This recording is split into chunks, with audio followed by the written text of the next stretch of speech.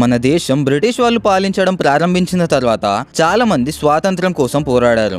గాంధీజీ అహింసతో పోరాడారు, భగత్ సింగ్ రెవల్యూషన్ తో పోరాడారు.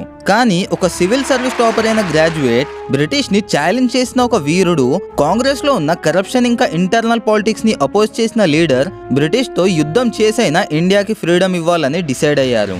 హిట్లర్ తో కలిసి వర్క్ చేయటం, ఆజాద్ హింద్ ఫౌజ్ ని ఫామ్ చేయటం, బ్రిటిష్ ఆర్మీ మీద డైరెక్ట్ గా అటాక్ చేయడం, ఇలాంటి డేరింగ్ డెసిషన్స్ తీసుకొని ఇండియన్ ఇండిపెండెన్స్ ని ఒక కొత్త డైరెక్షన్ కి తీసుకెళ్లిన లీడరే మన నేతాజీ సుభాష్ చంద్రబోస్. ఆయన ఒక విజనరీ లీడర్. ఆయన స్పీచెస్ లో ఫైర్ ఉండేది, ఇంకా వర్డ్స్ లో దేశం మీద చాలా ప్రేమ ఉండేది.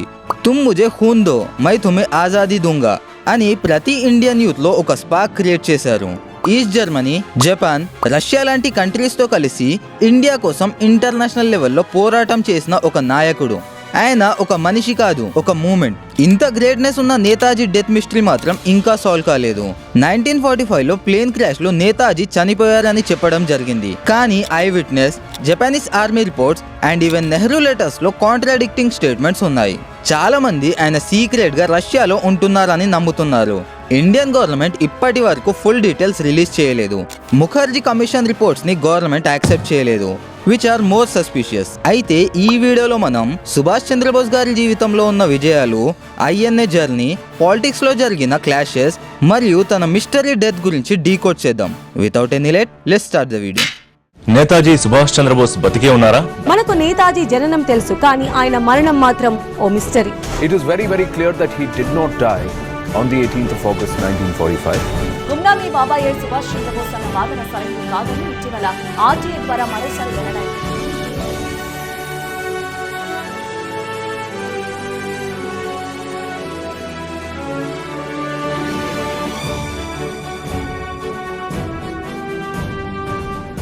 इनकलाब जिंदाबाद, आजाद हिंद जिंदाबाद।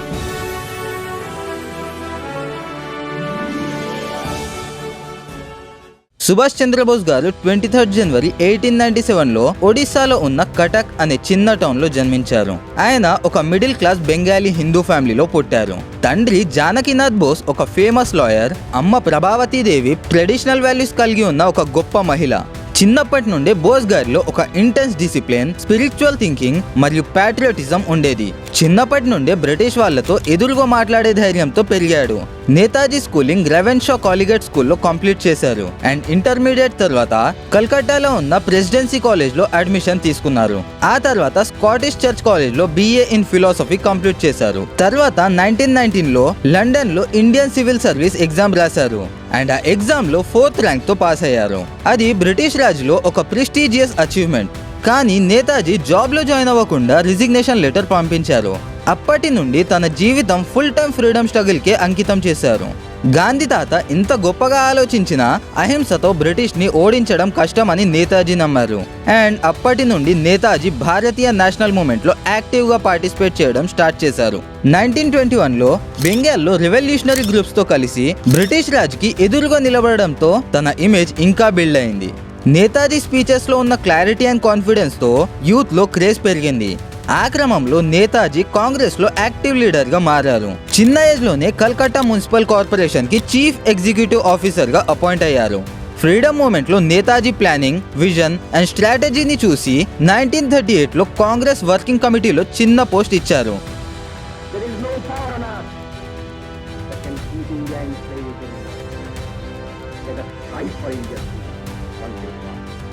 తరువాత కాంగ్రెస్ ప్రెసిడెంట్ గా కూడా ఎలెక్ట్ అయ్యారు.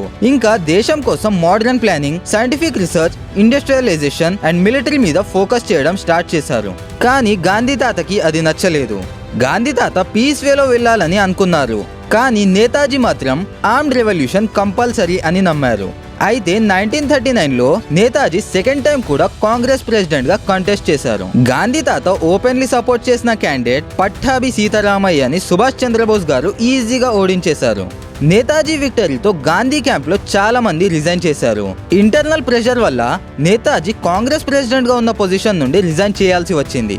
ఆ తర్వాత నేతాజీ ఫార్వర్డ్ బ్లాక్ అనే పార్టీని ప్రారంభించారు, working class, farmers and young nationalist ని యునైట్ చేయడం కోసం. ఈ పార్టీ ఐడియాలజీలో socialism, nationalism and militarism major role play చేశాయి. ఇట్లా కాంగ్రెస్ నుండి బోస్ గారు స్టెప్అవుట్ అయినప్పటికీ పబ్లిక్ లో ఆయన క్రేజ్ ఇంకా పెరిగింది. సుభాష్ చంద్రబోస్ గారి జీవితంలో ఒక బోల్డ్ మూమెంట్ ఆజాద్ హింద్ ఫౌజ్ స్థాపన. బ్రిటిషర్స్ తో పోరాడేందుకు నేతాజీ ఒక హిస్టారికల్ స్టెప్ తీసుకున్నారు. 1942లో జర్మనీలో హిట్లర్ తో కలిసి తన ఫ్రీడమ్ ఫైట్ ని సపోర్ట్ చేయాలని ట్రై చేశారు. ఇండియన్ నేషనల్ ఆర్మీ ఇంకా ఆజాద్ హింద్ ఫౌజ్ లో లక్షల మంది సోల్జర్స్ ని ట్రైన్ చేసి బ్రిటిష్ మీద అటాక్ చేయడానికి ప్రిపేర్ చేశారు. ఈ ఆర్మీలో రాణి ఆఫ్ ఝాన్సీ రెజిమెంట్ అనే పేరుతో ఫీమేల్ వింగ్ కూడా ఉండేది. ఒక సైడ్ గాంధీజీ పీస్ఫుల్ ప్రొటెస్ట్ తో మూవ్మెంట్ ని లీడ్ చేస్తుంటే ఇంకొక సైడ్ నేతాజీ వాయిలెంట్ రెవల్యూషన్ తో ఫ్రీడమ్ కోసం పోరాడారు. సుభాష్ చంద్రబోస్ బ్రిటిష్ ఎంపైర్ కి సీరియస్ హెడ్ఏక్ గా మారడానికి రీజన్ తనలో ఉన్న క్లారిటీ, బోల్డ్నెస్ ఇంకా తన కమిట్మెంట్. వరల్డ్ వార్ 2 టైంలో సుభాష్ చంద్రబోస్ గారు బ్రిటిష్ ని కన్ఫ్యూజ్ చేసి జైలు నుండి ఎస్కేప్ అయ్యి జర్మనీకి వెళ్లారు. అడాల్ఫ్ హిట్లర్ తో కలిసి ఇండియాని బ్రిటిష్ నుండి వదిలించడం కోసం సపోర్ట్ అడిగారు. హిట్లర్ ఫుల్ సపోర్ట్ ఇవ్వకపోగా జపాన్ లో ఐఎన్ఏని ఎస్టాబ్లిష్ చేసి థౌజండ్స్ ఆఫ్ ఇండియన్ సోల్జర్స్ ని ట్రైన్ చేశారు. ఇంకా ఆజాద్ హింద్ గవర్నమెంట్ ని సింగపూర్ లో ఎస్టాబ్లిష్ చేసి తాను ప్రైమ్ మినిస్టర్ గా డిక్లేర్ అయ్యారు. ఈ గవర్నమెంట్ ని 9 కంట్రీస్ రికగ్నైజ్ చేశాయి, including Japan, Germany and Italy. ఇలా ఒక పవర్ఫుల్ ఐఎన్ఏ ఆర్మీ రెడీ చేసిన తర్వాత 1945లో వరల్డ్ వార్ 2లో జపాన్ ఓడిపోవడం వల్ల జపాన్ గవర్నమెంట్ ఐఎన్ఏ కి సపోర్ట్ చేయలేదు and British army INA soldiers ని అరెస్ట్ చేయడం స్టార్ట్ చేశారు. నేతాజీకి తన డ్రీమ్ బ్రేక్ అయినట్టుగా అనిపించింది. అప్పటికైనా ఆయన సింగపూర్ లో బేస్ పెట్టి టోక్యో, బర్మా అండ్ బ్యాంకాక్ మధ్య సీక్రెట్ గా మూవ్ అవుతున్నారు. 16th ఆగస్ట్ 1945 రోజున ఆయన ఫార్మోసాకి వెళ్ళడానికి జర్నీ స్టార్ట్ చేశారు. అదే తన లాస్ట్ జర్నీ అని చెప్తూ 18th ఆగస్ట్ 1945 రోజున సుభాష్ చంద్రబోస్ గారి లాస్ట్ డేట్ అని డిక్లేర్ చేయడం జరిగింది. అఫీషియల్ రికార్డ్స్ ప్రకారం నేతాజీ తైవాన్ లో ఒక ప్లేన్ క్రాష్ లో చనిపోయారు అని చెప్పారు. కానీ ఈ స్టేట్మెంట్ లో చాలా లూప్ హోల్స్ ఉన్నాయి. ఈ ప్లేన్ క్రాష్ లో బాడీ ఏ విధంగా కనిపించలేదు. ఈవెన్ జపానీస్ గవర్నమెంట్ కూడా క్లియర్ గా చెప్పలేదు. బ్రిటిష్ ఇంటెలిజెంట్ డాక్యుమెంట్స్ లో కూడా క్లారిటీ లేదు. ఇన్ఫాక్ట్ ప్లేన్ క్రాష్ కి సంబంధించి ఏ సాలిడ్ ప్రూఫ్ కూడా లేకపోవడంతో నేతాజీ డెత్ మిస్టరీ స్టార్ట్ అయింది. 1946లో బ్రిటిష్ పార్లమెంట్ లో ఇండియన్ ఎంపీస్ డైరెక్ట్ గా బోస్ గారు నిజంగా చనిపోయారా అని అడిగారు. Churchill and Attlee government answer ఇవ్వలేకపోయారు. అప్పట్లో ఇండియన్ పబ్లిక్ లో ఒక స్ట్రాంగ్ బిలీఫ్ ఉండేది, బోస్ చనిపోలేదు, తను ఆర్మీతో మళ్ళీ వస్తున్నారని నమ్మారు. ఎవ్వరికి తెలియని చిన్న చిన్న రూమర్స్ స్ప్రెడ్ అవ్వడం స్టార్ట్ అయ్యాయి. బోస్ రష్యాకి వెళ్లిపోయారు, సీక్రెట్ గా ఆశ్రమంలో ఉంటున్నారని పబ్లిక్ అనుకున్నారు. Later Indian government 3 major commissions ని ఫామ్ చేసింది. Shahnawaz committee 1956, Khosla commission 1970 and Mukherjee commission 1999. Shahnawaz and Khosla commission Bose గారు చనిపోయారని చెప్పారు. కానీ ముఖర్జీ కమిషన్ మాత్రం ప్లేన్ క్రాష్ థియరీని రిజెక్ట్ చేసి బోస్ చనిపోలేదు అని డిక్లేర్ చేసింది. ఇంకా ఇంట్రెస్టింగ్ పాయింట్ ఏంటంటే ఇండియన్ గవర్నమెంట్ ఆ రిపోర్ట్ ని యాక్సెప్ట్ చేయలేదు. ఎందుకంటే ఆ ట్రూత్ ని యాక్సెప్ట్ చేయడం అంటే ఇండియన్ హిస్టరీని రీసెట్ చేయడం లాంటిది. నేతాజీ డెత్ కి మరొక కాంట్రవర్షియల్ థియరీ గుమ్నామీ బాబా. స్వాతంత్రం తర్వాత ఉత్తరప్రదేశ్ ఫైజాబాద్ లో నేతాజీ గుమ్నామ్ బాబా పేరుతో సంచరించాడనే వాదన అప్పటి నుంచో ఉంది. తాజాగా గుమ్నామీ బాబా వాడిన వస్తువులను ప్రదర్శనకు ఉంచారు. ఉత్తరప్రదేశ్ లో ముఖం చూపించని ఒక సన్యాసి తన habits, hand writing and books కూడా బోస్ గారితో చాలా క్లోజ్ గా మ్యాచ్ అయ్యాయి. చాలా మంది ఈ బాబాని నేతాజీ అని అనుకున్నారు. అమెరికన్ హ్యాండ్ రైటింగ్ ఎక్స్పర్ట్స్ కూడా గుమ్నానీ బాబా రైటింగ్ బోస్ గారి రైటింగ్ తో మ్యాచ్ అవుతుందని అన్నారు. ఇంకా ఇండిపెండెన్స్ తర్వాత కూడా తను చాలా సంవత్సరాలు ఇండియాలోనే ఉన్నారని నమ్మారు. రైటింగ్ మ్యాచ్ అయింది కానీ డిఎన్ఏ టెస్ట్ చేయించడానికి గవర్నమెంట్ ఒప్పుకోలేదు. సో నేతాజీ ప్లేన్ క్రాష్ లో చనిపోయారా లేదా కొత్త ఐడెంటిటీతో ఫ్రీడమ్ కోసం ఫైట్ చేస్తున్నారా, గవర్నమెంట్ కి తెలిసి కూడా ట్రూత్ ని హైడ్ చేస్తున్నారా అనే క్వశ్చన్స్ కి ఆన్సర్స్ ఇప్పటికీ రాలేదు.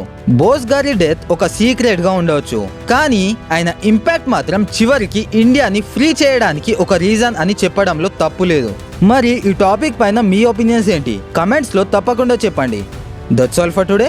Thank you. జై హింద్.